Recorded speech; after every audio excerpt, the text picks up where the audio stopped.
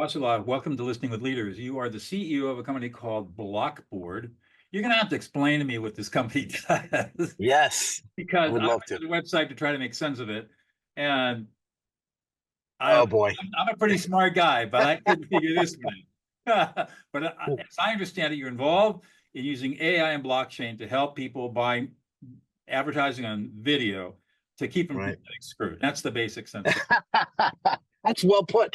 Can I quote you on that, Doug? Can I You quote can you? quote me on that. That So, sounds great. tell us a little bit about your backstory and what your company Sure. Blockboard does. Sure. Matt Wasserlauf. Doug, thank you for having me. I'm Absolutely. excited to be here on your podcast. My cred is I was the first guy to put video ads on the web 25, 30 years ago. That pioneering spirit has carried me through the past 25 years. I've built 3 companies. This Blockboard is my most exciting. I'm genuinely excited to use your phrase, Doug. I help marketers not get screwed. That's the bottom line. And we're using 2 technologies to do that at Blockboard. One is blockchain. That's the foundation of our platform and our technology. We use Ethereum blockchain to do that. And then on top of that blockchain is AI. So we're using artificial intelligence, particularly Gen AI, generative AI, to drive our marketers' message to their customer as fast as possible. So those 2 technologies are what we're using at Blockboard to drive the world-class outcomes for major marketers. So, how did you get into the idea of using blockchain and AI to help advertisers get more bang for their buck? So that would go back to the past 25 years that I've been building this industry, which today is around about $50 billion. It's amazing how fast and far it's grown. But over those 25 years, I've watched the good things, the growth, but I've also seen the bad things. I've seen the growth of MFAs, made for advertising sites, bots, fraud. Those sorts of things have been what's crept up and grown so much so that I had to do something about it. Doug, I put my stake in the ground with Blockboard to fix that problem. It's a huge problem. According to the ANA, the Association of National Advertisers, it's a $22 billion problem. It's Wow. incredible. Even as I say it, I can't believe it. But it's a $22 billion problem that nobody is talking about or doing anything about. Let me see if I understand the problem. So I see a video ad somewhere. Maybe I see it on streaming or I see it on the website. If I'm an advertiser, I'm paying cost per thousand of impressions, CPM, something like that. Is that, or I'm paying on? Yes, correct. What am I paying for? CPM?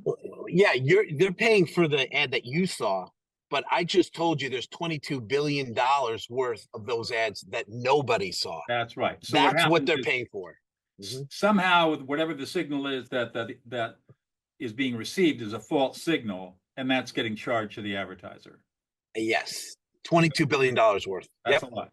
So how do you guys Yes. fix that problem? So we're using blockchain. I mentioned Ethereum blockchain. So the piece the technology that is so critical in our process is what's called a smart contract. A smart contract, Doug, is a piece of code. It's a light piece of code that through which all these ad calls come from the Paramount Pluses to the Netflix, and they pass through that smart contract. And at Blockboard, it snaps when we know we're reaching you. If we know we're reaching you, and that's what our marketer is trying to do, reach you, Doug, we will accept that ad call and distribute the ad. That smart contract is what's helping us mine through all of those made for advertising sites. And for the people that are making money off advertising, what's their take on all of this?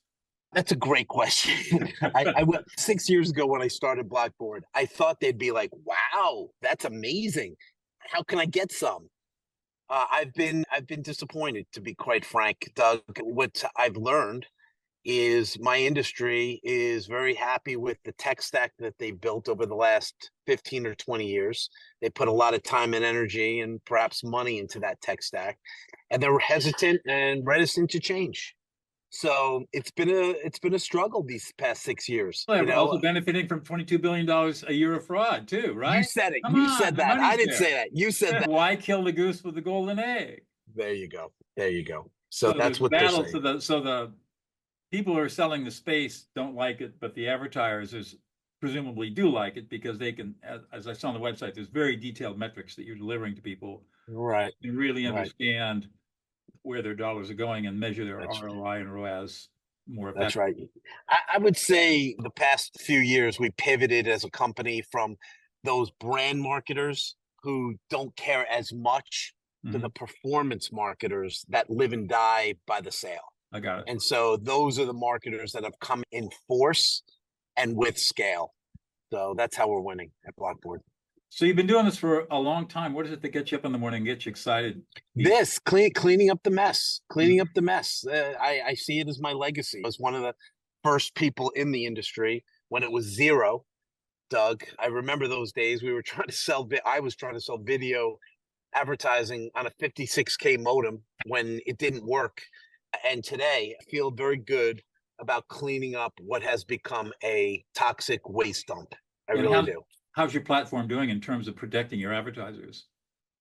Wonderfully, amazing, 100%. We have a guarantee that when an advertiser signs with us, that 100% of their budget is going to go to real humans and the right humans. And for the marketers from Planet Fitness to Proactive are over the moon excited and doubling down. So when an advertiser comes to your company, they give you the video ad that they want to run, and they give you the profile. This is the audience, our target audience we want to hit. And then it's up to you guys to figure out how to distribute it. And to your point, have what you call the contract or whatever it is, put the code in to keep the crooks out and only focus on real humans, real life. Smart contract. That's correct. Contract. Yes. Yep. That's how it works. So are you then contracting with the media sites themselves, and then and that cost gets passed through to your advertiser? Is that how it works? Yeah, we are. We're publisher direct. Okay. So we work with Paramount and Warner Brothers and everybody. So we bring the marketer's message directly to Paramount. And that's how we make money, is the small margin that we make on top of Paramount. Okay, that was what I was going to ask you. Where did your money come from? So you have a slight markup over whatever Paramount would charge. And correct. The reason that one of your customers would be interested in paying that markup is because they know that when they book with you guys, they're going to the impression count is going to be real. It's not going to be in. That's right. Yeah, and we're getting the notice of those major publishers. Their NBC actually called us out in an article during CES and thanked us for helping them with programmatic advertising. Oh, good. Because when we deliver an NBC viewer, it's a real person, and they know they're not getting that from the other technology providers. Wow. So I looked at your website, looked at your executive team. It looks like you've got a pretty good sized organization. How many people do you have working for you? Yeah, we're 70 people, so we're getting there. I'm a baseball guy. I like to say we're probably approaching the second inning at this point. Okay. So it's still early, but yeah, we're 70 people, and we're going to have record revenues in the tens of millions of dollars, and we're profitable. I'm very proud of that. We're running a profitable blockchain company, which you just don't hear a lot of. Right. And we're, most importantly, Doug, is we're delivering for major clients. We're delivering sales. We're delivering outcomes. For Planet Fitness, it's gym joins. For Proactive, it's sales of their acne skin medicine. So that's what gets me excited and gets me out of bed every day. What is it that you think is unique about you, Matt, that you bring to the table personally that's made all this successful? You got decades of work in this field. Right. What is it that now, all of that experience, what is it you think that you can put your finger on that says, okay, this is why this is working, and this is what's in me that's made this work? Recognize part of the team. No, I appreciate it, Doug, definitely. And it is all about my team. But I've had for 30 years in this business, impeccable reputation. I've always done right by my customers. I was there in the beginning. I was the first Procter & Gamble video buy. And I remember those clients. Bob Dees isn't there at the company anymore, but I did right by Bob Dees at Procter & Gamble. And I've done right with his team ever since. And they know me, and they know I'm a pioneer in the industry and that I've done well by them. So to have that kind of reputation to carry into this next phase of our business, when it's going to become arch critical, to mine through all these MFAs and just bad stuff with the backdrop of a Google antitrust suit going on is what differentiates me from just about everybody else in the industry. Yeah, you had a post on LinkedIn the other day about that. What's the effect of the Google antitrust finding and what you're doing? I'm proud to say, not from my own conversations, but from my industry peers' conversations, that Google is taking a different tone and a Really? different approach. Yes. Finding some So humility. yes, I actually talked to some of my sellers this morning, and I said, let's reapproach some of these Google conversations because I hear they're striking a different tone in the market. So we'll see. I have yet to speak to my Google contacts, but I feel like that as the backdrop throughout the industry is really helping soften what's been some really hard conversations and difficult challenges in our industry. I feel a big change coming. Wow. So how do you scale the business from where you are now? It's going to be through AI is definitely helping. We went from mere blockchain and machine learning to now AI. And for customers like Proactive, and we have Knock Around Sunglasses and Planet Fitness, they are seeing record sales. And now through the holidays in the next couple of months, all the marketers who really want to drive sales during a critical fourth quarter are knocking on our door and taking our calls. We're a large sales force, and so we're out there. But AI is definitely going to drive that scale. Is this stuff so proprietary that there's barriers to competition? So you're not going to see a lot of competition, or are you going to see other people start to emulate what you do? They may. I think one of the biggest challenges is we built our company on blockchain, and what happened through those past 6 years is Sam Bankman-Fried and FTX. Right. And all the people who were experimenting with blockchain over the last 6 years have said, wait, whoa, this guy's getting thrown in jail. I don't know about this blockchain stuff. So we are really the Lone Ranger out there with the security of blockchain. I was never focused on cryptocurrency. I was focused on the operating system, right, and the platform, which is a public ledger. I think we have our run of the place for a little while, Doug, and I'm excited about it. That's got to be. I was going to say that's got to be exciting. Yes, yes. So I'm curious. I want to pivot a little bit to what this is all about, the leadership listing. You've been in a lot of different positions, starting at the very bottom, now all the way to the top CEO of a number of companies. How do you learn how to listen? It is one of the most underrated and least spoken about attributes of a leader. So I give you a lot. I'm tipping my cap, Doug. Thanks. The fact that you're saying this, I love you for saying it. I agree. It is something that is so critical because you can't learn and you can't act and you can't adjust unless you listen and you know what you have to resolve. You know what you have to overcome. And most people and leaders, they won't be successful very long, but most people don't understand that very simple thing. No, you need to listen. Yes. How do you come to that? Of course, you're singing my song, but I'm curious, how do you come to that insight, which is absolutely correct, of course, in my opinion? I've always been, as a business person, customer first. And so that approach and perspective has, I don't know if it's just you learn the most from your customers. When someone pays you, you have to listen. If you don't listen, then it's almost, you have to understand why they're paying you, what they want, and you have to be able to deliver on that. And if you're not listening, then you're never going to know what it is they're paying you for and what they need. So I've always been customer first throughout my career, and that's what's helped me lead. Yes. So figuring out what the customer needs, not what the customer may say they need, but what they really need, and helping them sort through and figuring out what it is that they actually need has been part of your journey. And listening, of course, is a crucial part of that. Yeah, and that's a very good point, what you just said. And I would say then listening, you have to really be good at listening to understand the difference between what they're saying and what they really want. Right. And so that comes through experience and being a really good listener. So well said. Agreed. How do you find listening as a leader in your organization? You've got 70 people. and you're Yep. growing rapidly. Yes. So how do you see your listing skills creating that culture where people are paying attention and focusing on what's important? That it's actually become easier for me through the pandemic now that we're post-pandemic, because the rest of the world through the pandemic has gone virtual. And this new generation of young people only understand virtual. And what I tell my 70 people is get out of the office, get out of your house, and go see your customers and talk to them and look them in the eye and understand what they need. And so I am all about getting on a plane, going to see our customers. I say it every day to my team. And that is what I believe is a difference between my type of leadership and this next generation of leadership.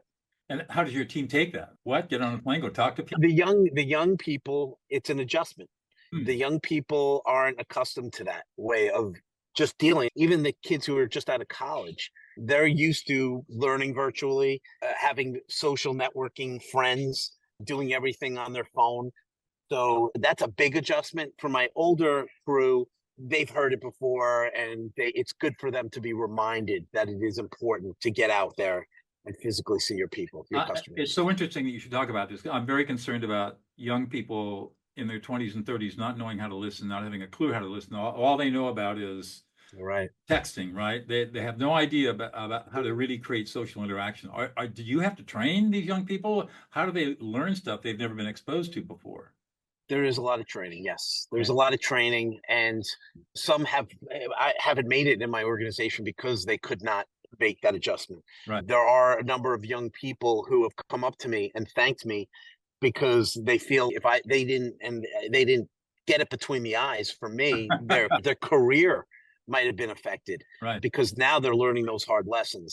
I also was, I never forced people to come to the office, but the young people, when I said to them, it's going to help you to come to the office. You're going to be able to build relationships in a way that you couldn't otherwise.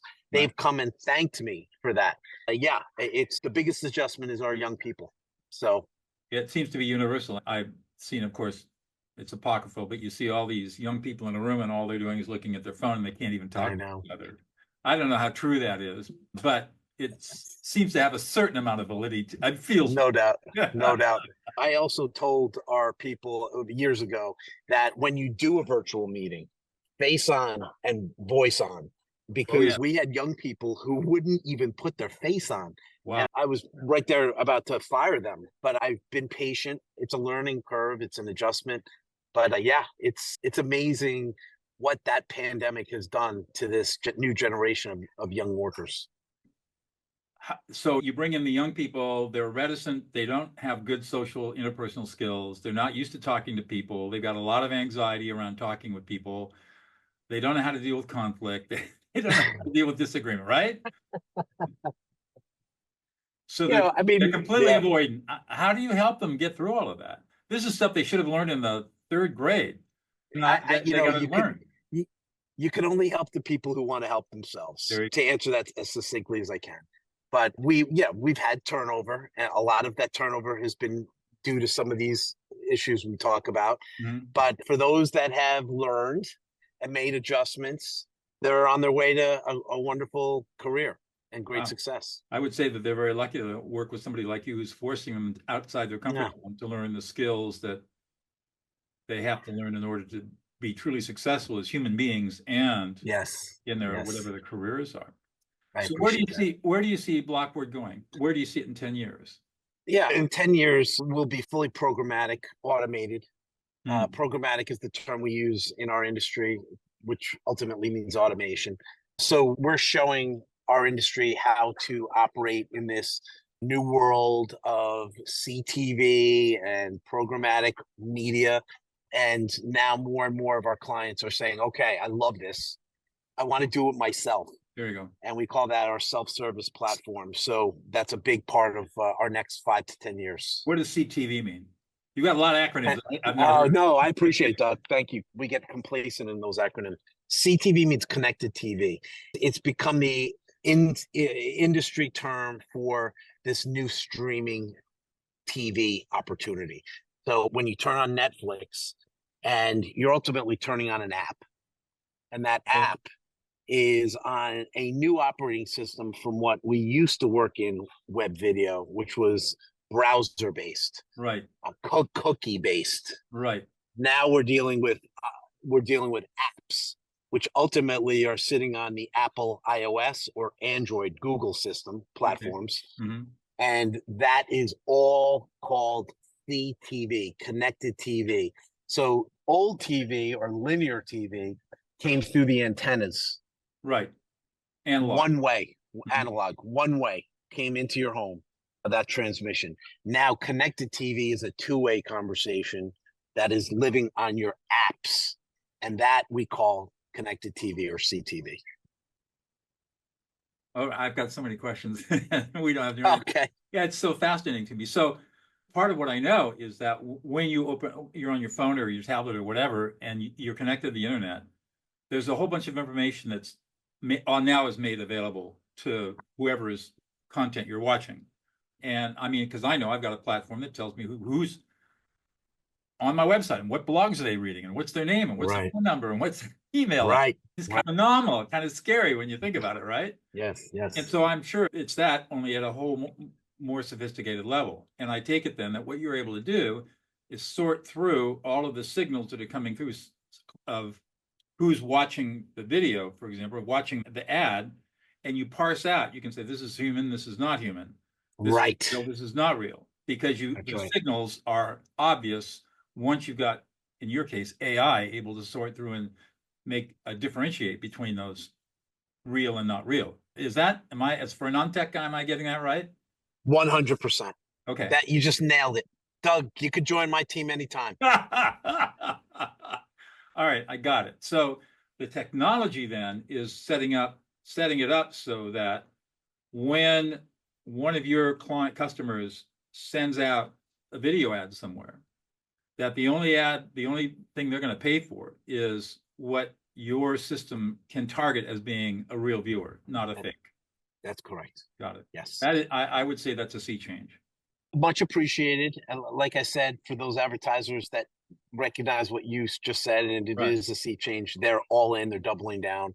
For unfortunately, most of the marketing community, they are making so much money on the old ways, the legacy systems, that they are hesitant to change. I listen, I think it's coming.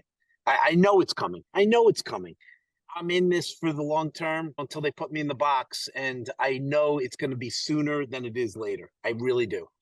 That more and more people are going to be using the kind of systems that your company is. Yes. And the fraud. There's always going to be out there people who are scamming and always trying to get deals. But to the degree that a company like yours can cut that out, you mean that you're providing a really valuable service to your customers. Yeah, I'm about to go to press with a great brand called Exotic. They own Sunglass Hut. Right. They sell sunglasses. I'm aware of them, yeah.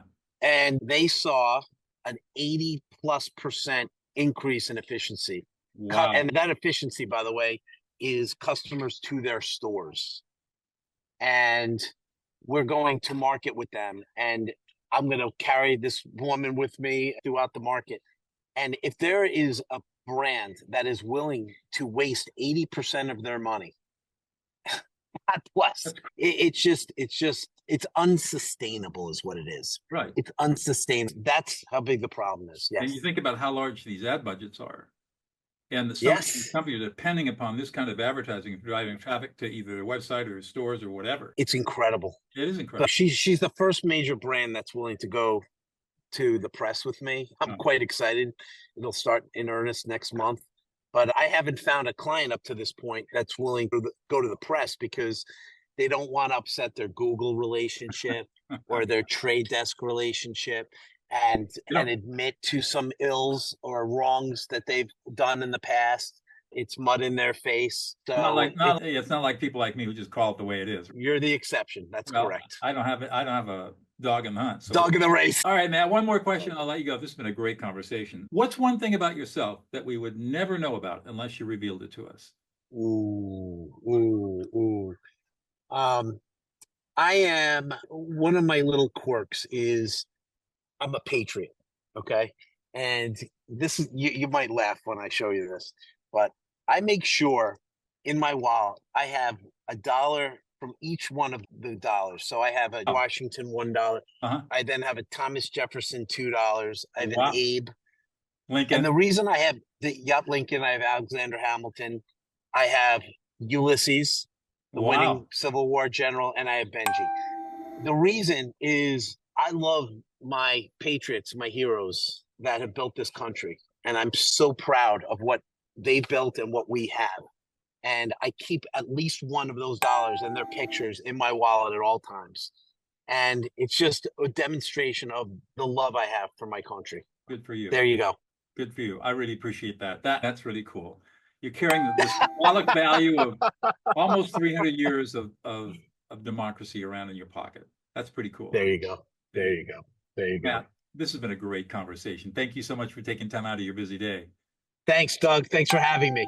You're welcome. All right.